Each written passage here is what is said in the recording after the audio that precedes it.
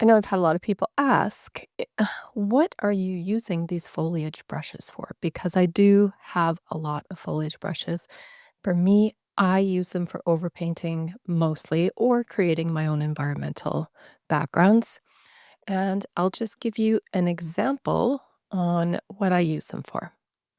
So this is my straight out of the camera, and this is what I use my foliage brushes for. So a lot of times I don't particularly care for the environment. And I like the option of changing it, making it a little bit more surreal, a little more whimsical, a little more romantic. And I create these brushes specifically to embellish the existing foliage in the image.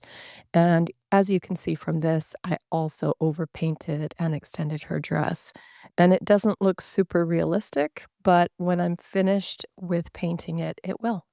So let's just turn this off, and I'm going to oh so quickly walk you through how I use these brushes. And this one in particular is my brand new set that is the Nikki Art Foliage stamp set. Now, there's a bunch of stamp brushes, which are trees and branches, ivy, stuff like that. But then I also have my leaf brushes inside here. So down here, I've got leaves, branches, and leaves too. And I'm going to focus on that because all of my stamps are probably not something that I'll use for this image. I will demonstrate how I use them though. But before we do any of this, what I want to do is go to my overpaint brush in my everyday set. And I'm going to just grab a black color. I'm only at about 40% flow. But what I want to do is kind of get rid of these flowers. I don't like them. I don't think they're pretty enough to keep in this image. And so what I did was I just kind of came over here and darkened down all of the areas that I want to apply leaves to. And the reason is that whenever I'm using foliage brushes, leaf brushes, you always want to start with a darker background. So even up here, I want to create a dark base from which I can start creating my brand new leaf or foliage areas. Okay, so wherever it's probably a little bit too light, essentially, is what I'll do. And so once you have your overpainting done in these areas, specifically like the parts where you're going to add that more three-dimensional leaf structure. And I always start with a darkening base like so. And then I'll put a new layer above it. And going to my brush set up here, I'm just going to grab my leaves one brush. And now I'm going to pick a green color. It's more in the yellow green, like this yellow gold green, not necessarily that bright lime green.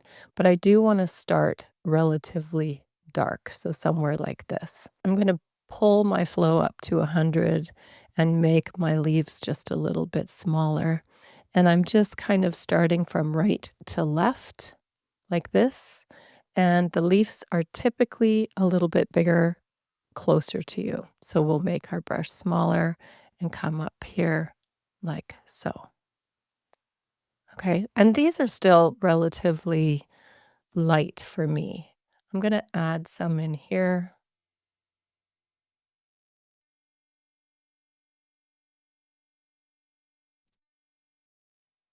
Wherever there's really dark spots is the best place to add them. Okay, now you can, because this color is, even though it looks fairly dark, it's still pretty light. I'm just going to reduce my opacity on them a little bit, a new layer above, and now I'm going to go a little bit brighter. But at this time, I'm going to pull my flow down. So starting with that smaller brush, I'm going to pull my flow down even more. I'm just going to come over top of the edge areas of my edges, so kind of like this. And what's great about doing it this way is you can really mimic where the light would hit the edges of the branches, kind of like these ones here. And same thing in here, I'm just gonna, oh so gently come in and just add a little bit of a sprinkle of lightness. And then a lot of times I'll come just a little bit lighter and go over top and kind of do the same thing. Okay. And then I'm looking down here. We need a little bit, not too much light, and probably a little bit more saturated because the darker the color, the more saturated. That's my general rule of thumb. I'm going to reduce my flow, make my brush a bit bigger, and just kind of come over top like this.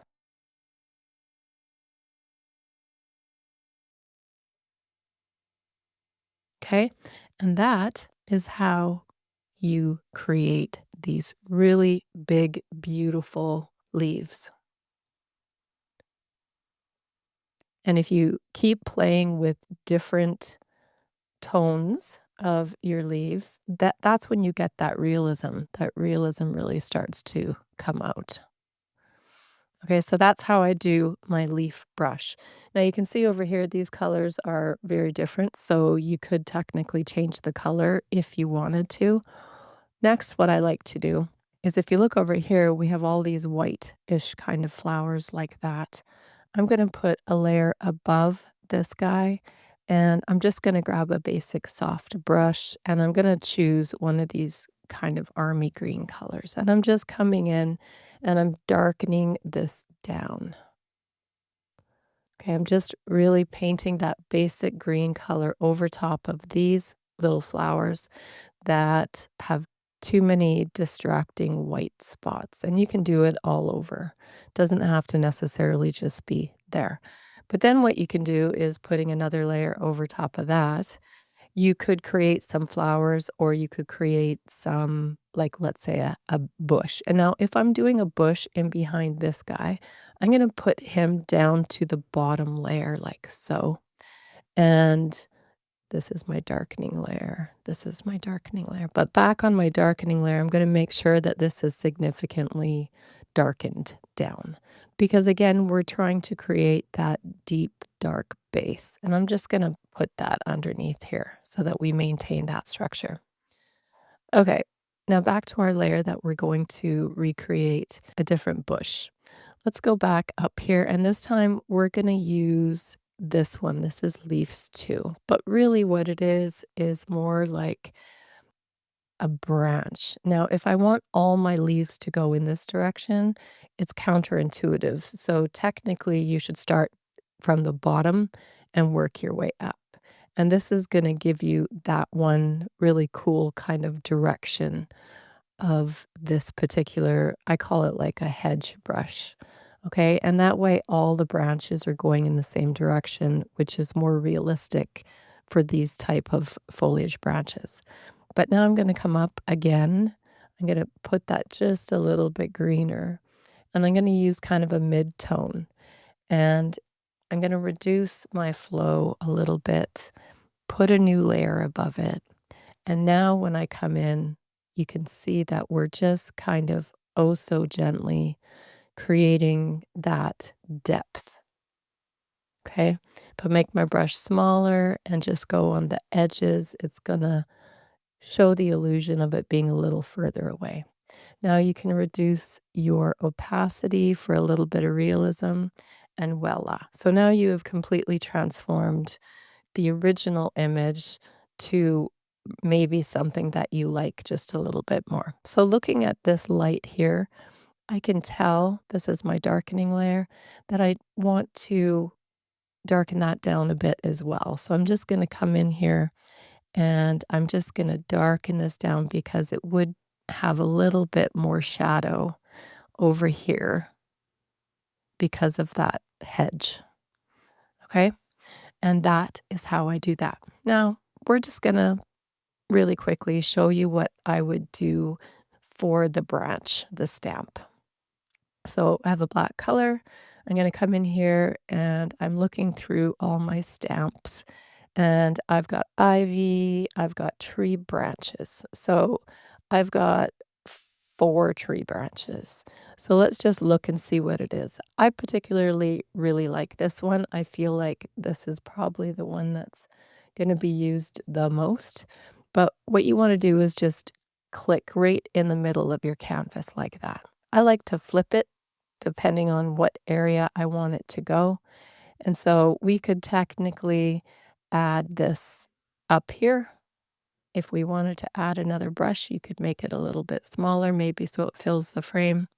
So maybe something like that.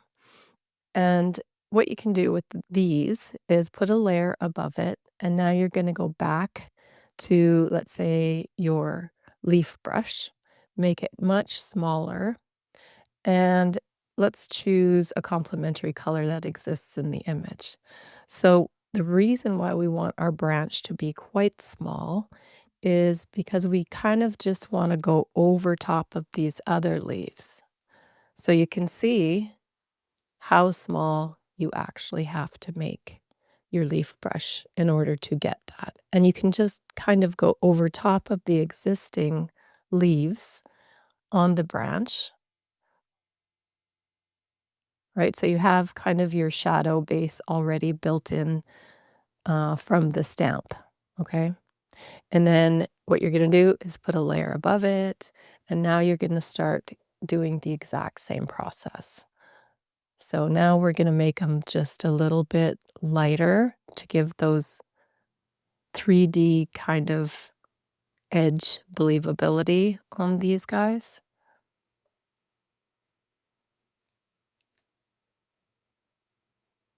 And I'm just doing oh so tiny little dabs, like so. Then you can even go a little bit lighter. You can do a new layer if you want. You might want to make that just a tad bit more saturated for this one. But because you're going on separate layers for every single pass, that gives you the ability to adjust your opacity if you need to, which is a handy thing to have.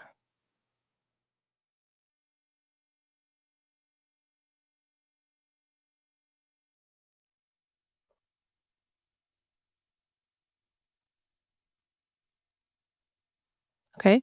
So that's what it looks like. You can reduce this one down now, which will give it a little bit more believability, and probably your mid-tone one as well.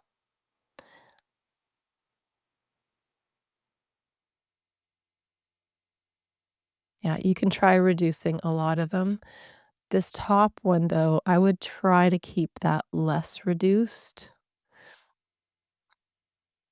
You can even come in and maybe add a little bit of a complementary color. So something like that. And you can just kind of go over the midtones, adding a little bit of interest.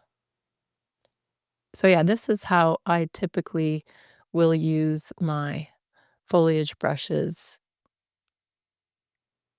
in relation with these stamp tools. Okay.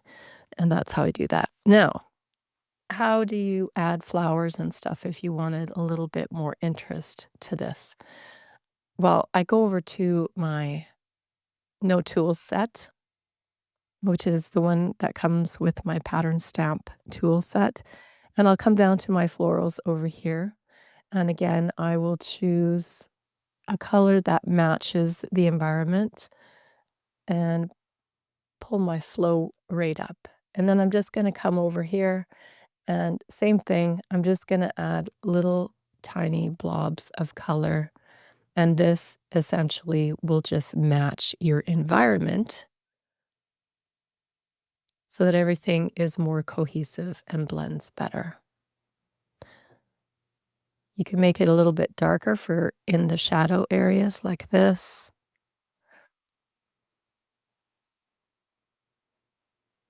and you just place those darker flowers right in the shadows so that it all looks real. Okay, and then I'm gonna go a little bit brighter on a new layer, make my brush smaller, and you're just gonna oh so gently dab over top of the existing ones. And you could reduce that a bit so it's not so strong. And this is just adding that highlight and realism to the little dabs that you did previously. Okay, same thing. You can reduce the overall opacity so that it doesn't look entirely too blobby. But yeah, that's how I use these in a very, very simple way to really embellish my image. And I feel like this is probably the easiest way to drastically affect your image if you have something like this that is maybe meh and it's not super exciting.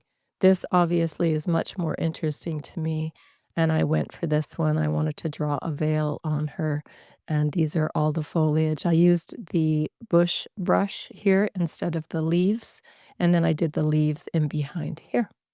I also just painted a basic brush in here to give it a little bit more of a kind of whimsical, maybe magical feel to it. And yeah, so I just wanted to share that because I've had that question several times now, and I wanted to show you how I use these. And I've keep in mind, I've got so many foliage brushes. I have that new foliage stamp set, which I just showed you. I have in my everyday set, I even have environmental brushes down here, and some of these are awesome. My cluster leaf brush, this is a dual color brush. So now when you come in with this one, you can see that this one is amazing for creating foliage. And it is a heavy lifter. It does most of the work. There's not a lot you have to do. A lot of times you don't even need to go in and create that darkened background because you're working with 2 colors, and when you are, that means that you're gonna already have that darker color in it, and it does a really good job at just covering up your environment.